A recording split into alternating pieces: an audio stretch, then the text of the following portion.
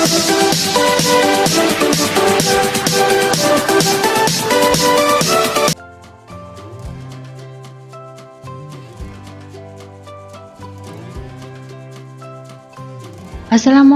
warahmatullahi wabarakatuh. Selamat pagi dan salam sejahtera untuk kita semua.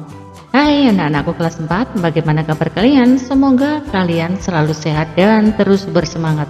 Bersama PGRI Tulungagung, jumpa lagi dalam video pembelajaran Cerdas Angka semester 2. Kali ini kita akan membahas tema 8, daerah tempat tinggalku, subtema 2 di pembelajaran yang keempat. Sebelum kita mulai belajar, mari kita berdoa sesuai dengan ajaran agama dan keyakinan kita masing-masing supaya mendapatkan ilmu yang bermanfaat. Berdoa dimulai, berdoa selesai. Selanjutnya, yuk kita simak video ini sampai habis dan jangan di skip.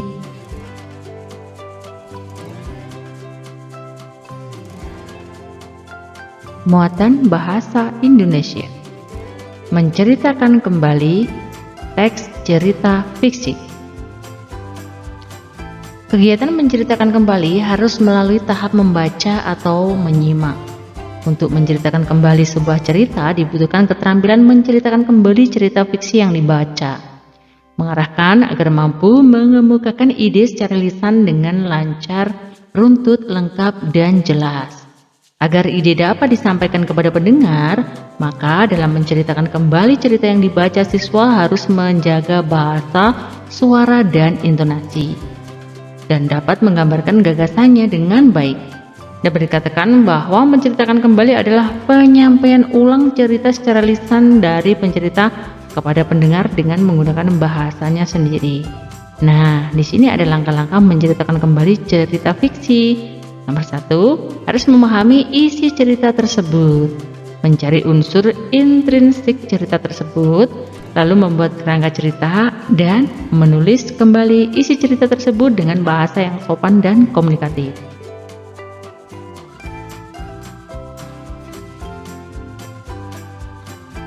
Sejarah Kabupaten Tulungagung.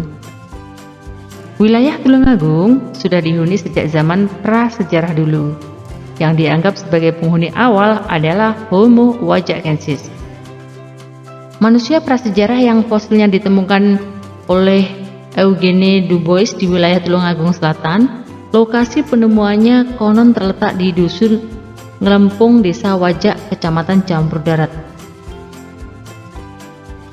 Salah satu versi menyebut nama Tulungagung sebenarnya berasal dari dua kata tulung dan agung. Arti dua kata itu adalah tulung berarti mata air dan agung berarti besar.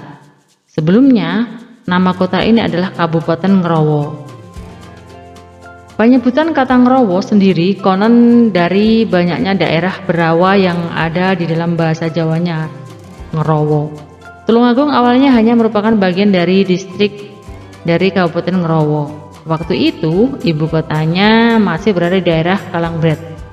Pada zaman Mataram Islam, yaitu zaman Sri Pakubuwono I dan VOC tahun 1709, mengadakan perjanjian, nama Kalangbret tetap digunakan sebagai ibu kota Kabupaten Ngerowo.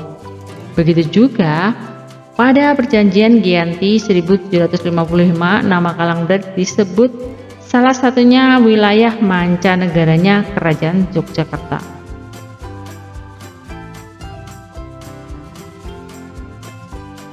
Kalangbret sebagai Kadipaten Mancanegara Mataram terbentuk sejak perjanjian Giyanti. Wilayah tersebut selanjutnya dijadikan ibu kota Kabupaten Ngerowo tahun 1750 sampai 1824 Masehi, yaitu mulai masa Mataram Islam hingga zaman kolonial. Bupati pertama Kabupaten Ngerowo adalah Kiai Ngabehi Mangundirono.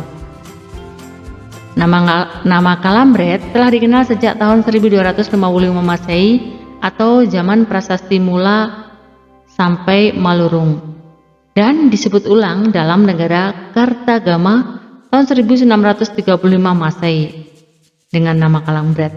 Atas dasar legenda yang ada tentang asal Kalangbret dari Adipati Kalang yang tewas dalam kondisi tersembrat-sembrat oleh Pangeran Lembu Peteng dimentahkan. Sebelum bernama Kabupaten Ngerowo di Tulungagung sudah berdiri Katemenggungan Wajak tepatnya pada masa pemerintahan Sultan Agung Katemenggungan ini bertahan hingga pembentukan Kadipaten Ngerawa dengan pusat pemerintahan di Wajak sejak Perjanjian Giyanti.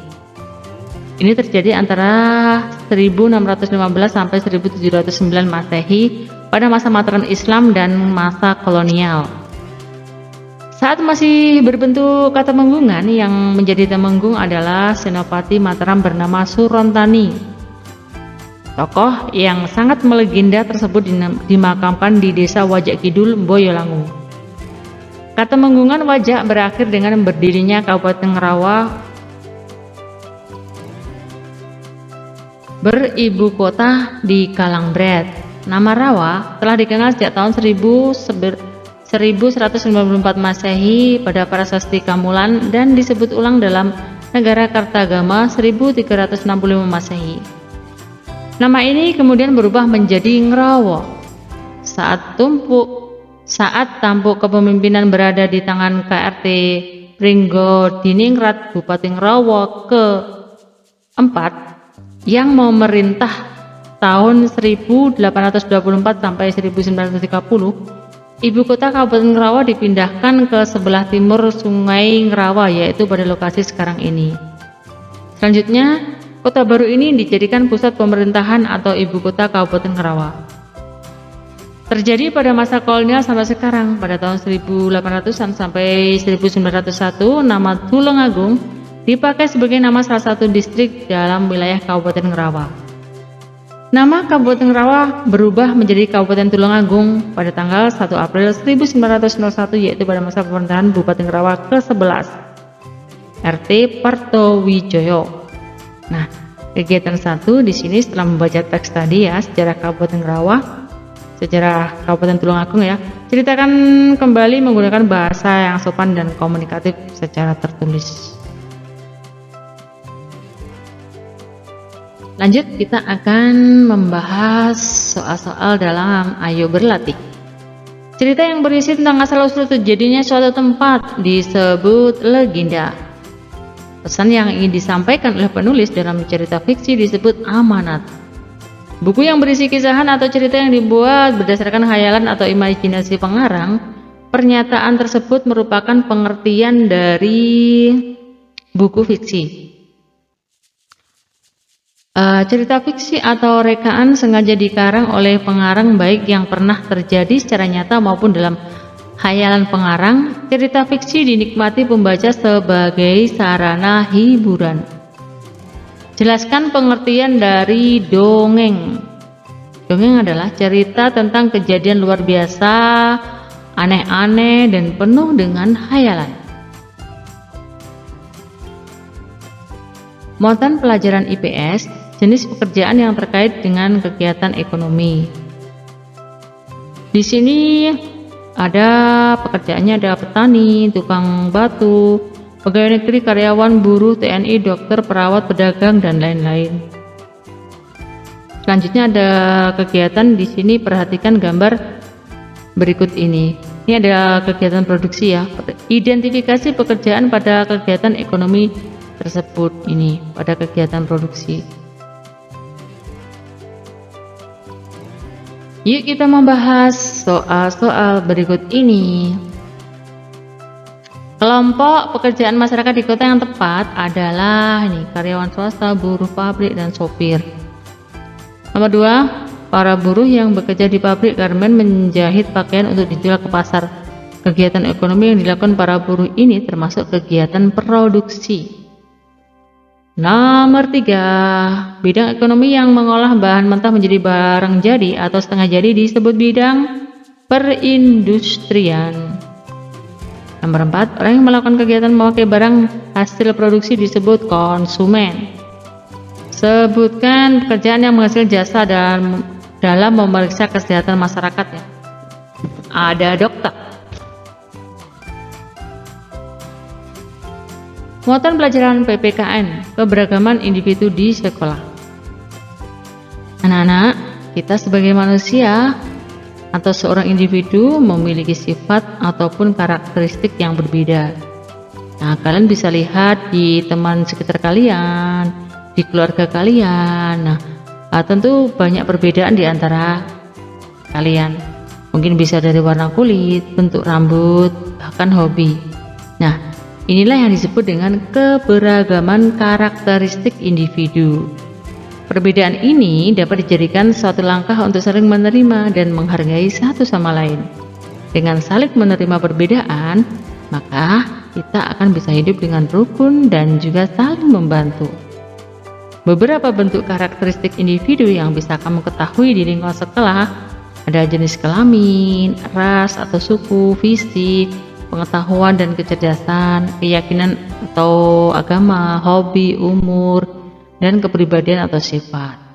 Manfaat keragaman karakteristik di sekolah bisa belajar bertoleransi, belajar budaya lain, dan belajar bersosialisasi.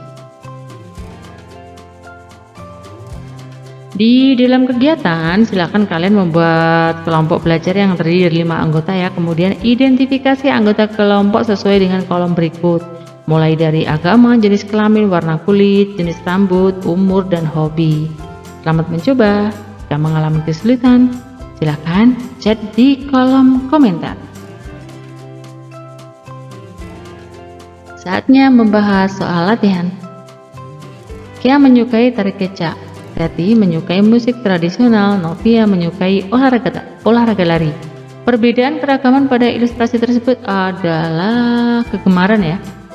Nomor 2, Ratna berambut panjang dan memakai rok. Dodi berambut pendek dan memakai celana panjang. Perbedaan dari kegemaran pada ilustrasi tersebut adalah jenis kelamin. Nomor 3, keberagaman karakteristik individu di sekolah akan tetap terjaga apabila ditanamkan sikap toleransi. Nomor 4, sikap kita terhadap teman yang sedang sakit meskipun dia memiliki karakteristik yang berbeda dengan diri kita adalah menjenguknya. Perhatikan gambar berikut ini. Nah, apakah bentuk keberagaman karakteristik pada gambar tersebut? Ini keberagaman fisik ya.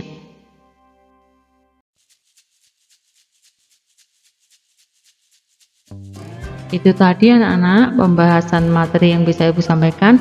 Mohon maaf ya jika banyak kesalahan dan kekurangan. Sampai jumpa di video pembelajaran berikutnya. Ibu akhiri, wassalamualaikum warahmatullahi wabarakatuh.